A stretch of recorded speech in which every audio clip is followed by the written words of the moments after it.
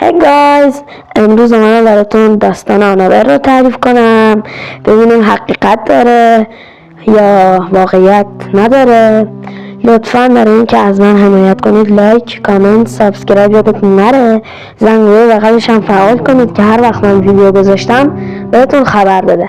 خب بریم.